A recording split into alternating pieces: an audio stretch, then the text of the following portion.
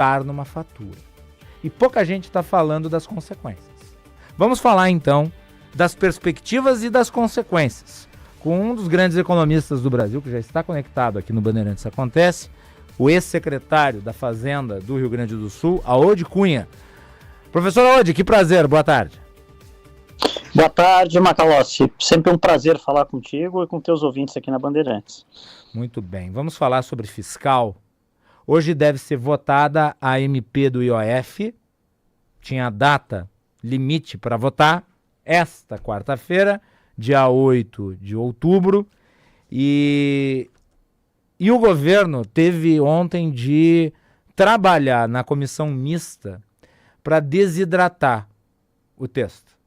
Tirou ali, por exemplo, a nova alíquota sobre as apostas esportivas, as bets. Queria 18, manteve em 12.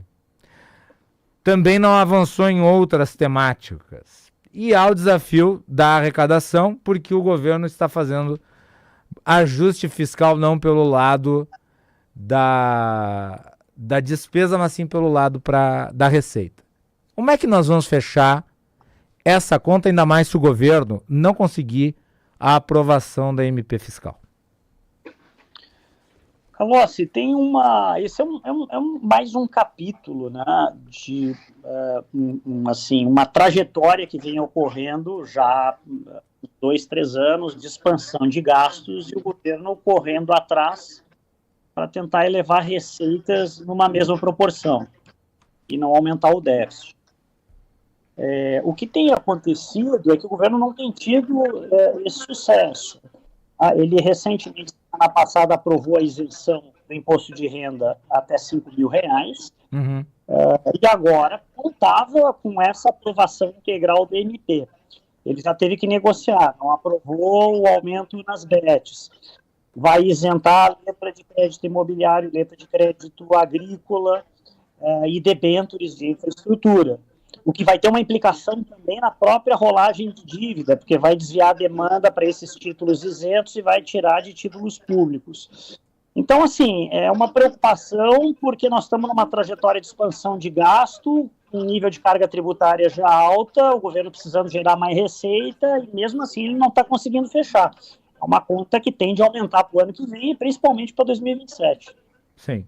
O ministro Haddad minimizou a desidratação da MP fiscal. Você acha que ele está muito otimistinha? Não, eu acho que, assim, se a gente for olhar especificamente só para a MP, ele estava contando ali com 20 bilhões, se fala agora em 17, é 3 bi ali, isoladamente pode até não ser de efeito grande.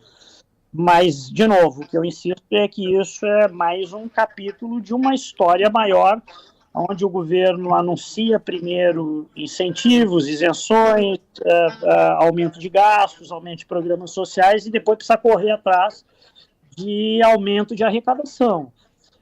E essa conta está chegando no limite, né? A carga tributária já é alta, o raio de manobra do governo está diminuindo. Então, se a gente olhar isoladamente, pode não parecer muito, 3, 4 bilhões, mas a gente está falando de um conjunto maior, de dezenas de bilhões de reais que precisam ser financiados por aumento de carga tributária.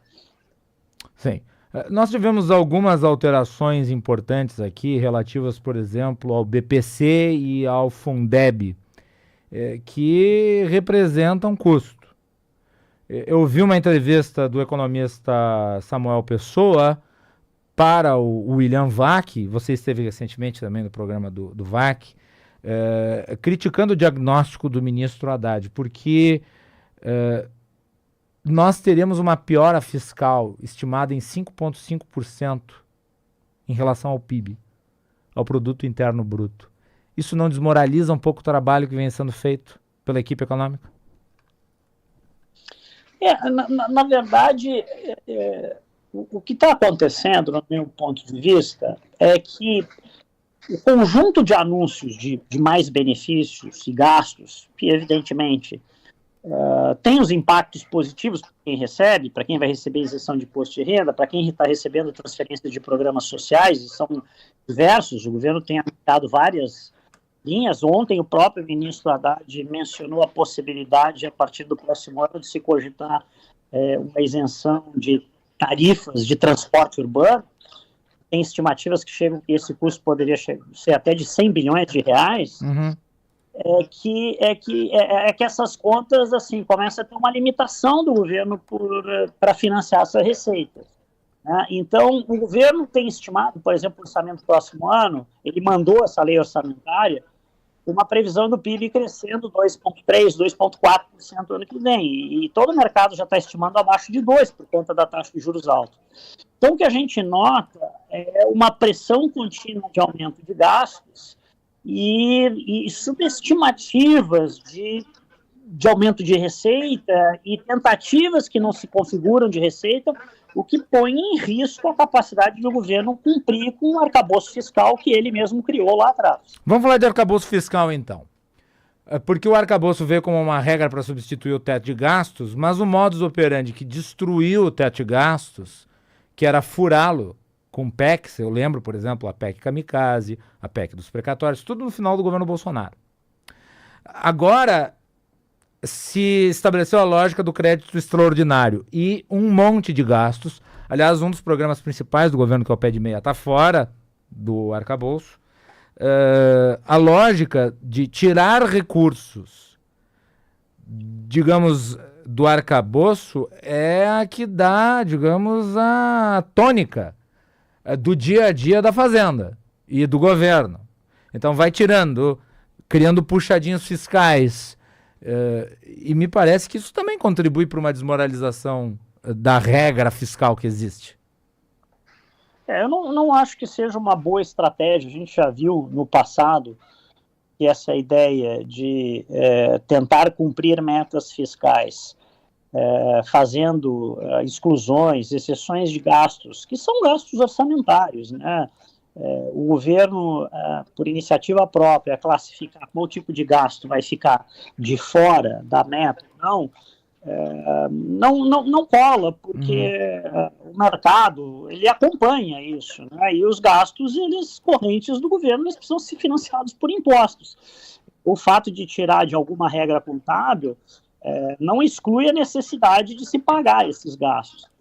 E acho que também o próprio Tribunal de Contas da União, né, começa a olhar com um pouco mais de atenção isso. A gente não está no nível de exclusão que teve lá no passado, que levou aquela crise de contas públicas, né, em 2015, ali no Dilma, mas preocupa, assim, que comece a ficar mais recorrente exclusões desse tipo. Você considera que quem compara 2025 com 2015 está exagerando na dose da análise? Eu acho que a gente ainda não está nesse nível por diferentes razões, né? Quais? Em 2013, 2014, a gente teve uma expansão fiscal muito grande. 15 não foi só o tema da expansão fiscal. Mas alguns dizem que também há uma grande expansão fiscal nesse momento. Não, nós temos sim uma expansão fiscal. Eu só digo que ela ainda não está numa proporção e num descontrole, talvez como nós tivemos lá atrás. E teve uma circunstância lá atrás também, que foi todo o episódio de Lava Jato, teve uma desaceleração muito grande de crédito, investimento, a economia travou muito. A gente teve menos 3,5% de queda do PIB, né? Depois menos 3,3%, menos 7% acumulado de PIB em 2 anos. Foi por muita coisa e isso também deteriorou receitas, enfim. Mas é importante se ter um sinal de alerta que essa expansão de gasto público que nós tivemos nos últimos anos, ela não é sustentável, até porque o governo não vai conseguir ficar subindo carga tributária sistematicamente todos os anos. O Brasil, para um país de nível de renda média baixa, que é o que nós somos em comparações internacionais, nós já temos um nível de carga tributária muito alto. Nós estamos conversando com o economista Odi Cunha aqui no Bandeirantes Acontece, estamos falando da problemática fiscal e suas implicações. Eu ia lhe perguntar ainda sobre outro problema atrelado à condicionante fiscal, que é a condicionante inflacionária. O presidente do Banco Central, Gabriel Galípolo, deu uma declaração bastante incisiva, bastante contundente, apontando para que não há um horizonte até 2028 de uma inflação dentro da meta do Banco Central. O que isso significa? É ruim porque significa que se o Banco Central quiser cumprir o seu mandato que é um mandato de perseguir o centro da meta de inflação, que é de 3%, nós vamos demorar muito mais do que acho que todos gostariam que demorasse uma queda maior de taxa de juros. Ela pode começar a cair, mas ela vai permanecer alta por mais tempo, até que o Banco Central consiga entregar essa sua meta. Em 2 anos me parece muito difícil. Em 2 anos me parece muito difícil uma taxa de juros de menos de 2 dígitos.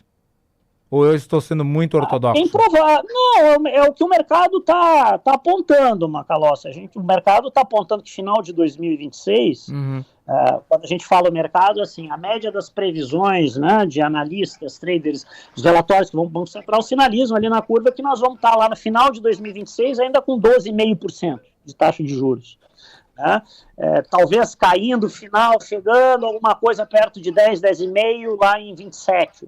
Então é isso, durante 2 anos, provavelmente ainda com taxa de juros acima de 2 dígitos. E aí entra todo esse tema, né? Tem uma tarefa que está ficando praticamente só na mão do Banco Central, que é isso, de fazer reduzir a inflação, chegar na sua meta, que exige um juro maior, porque a parte da política fiscal não ajuda o Banco Central. Ela é expansionista, ao invés de ela estar diminuindo esse ímpeto de crescimento de gastos. Sim. Aliás, deixa eu lhe perguntar sobre ainda a expansão fiscal, que é muito preocupante, porque ela gera todos esses efeitos. Recentemente, o Tribunal de Contas da União determinou que o governo buscasse, no cumprimento da meta fiscal, o centro da meta e não a banda de baixo, no caso, o déficit de 30 bilhões. Quando se criou o arcabouço, pelo menos idealisticamente, o regime de bandas era uma flexibilidade que se ponderava, poderia ser utilizada para, por exemplo, um choque externo não previsto. Pandemia. Mas não me parece que seja o modo como esteja sendo utilizado. No caso, me parece ser uma folga mesmo, que se institucionalizou em termos de regra para que o governo possa gastar um pouquinho mais do que se imagina. De novo, isso analogamente como é com o programa de metas de inflação, onde tem o centro da meta e tem uma banda, a banda da meta, a tolerância, não é para ser usada frequentemente, né?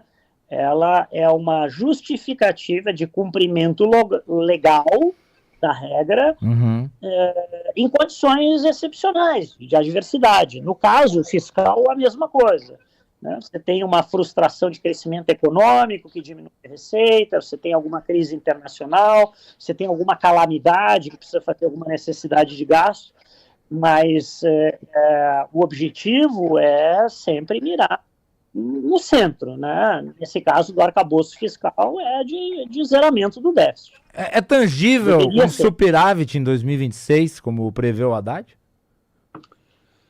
Eu acho que é um tanto otimista essa previsão do ministro, por um conjunto de razões. Primeiro, porque se nós formos olhar para o orçamento que a União, né, que o governo mandou para o Congresso, está prevendo um crescimento aí de 2,3%, né, para 26%. O mercado já está majoritariamente abaixo de 2%, prevendo o crescimento do PIB ano que vem. Então, isso vai ter impacto em receita. Por outro lado, em despesas, assim, o governo continua fazendo anúncios de programas novos a todo momento. Então, não me parece hoje ser um cenário mais provável, não. A ministra Simone Tebet, que é bastante discreta, alguns dizem até que ela é apagada, mas eu acho que ela faz um perfil discreto mesmo. Ela chegou a dar uma entrevista algum tempo atrás, dizendo que o arcabouço não se sustenta após 2026 e que é preciso fazer um ajuste de contas. Todos estão pensando qual é o tamanho desse boleto e quando é que ele vai ter de ser pago. O senhor traça alguma expectativa em relação a isso?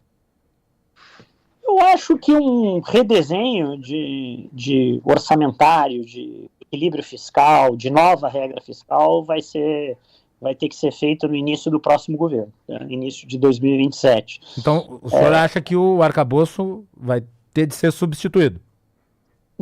Acho que vai.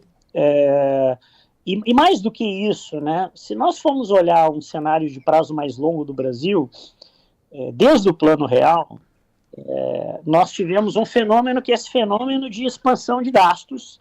A carga tributária saiu de 23% ali depois do Plano Real para 33%, 34%, subiu 10 pontos percentuais. E essa pressão de gastos de tempo em tempo faz com que Executivo, Congresso construam alguma regra fiscal para segurar um pouco esse crescimento.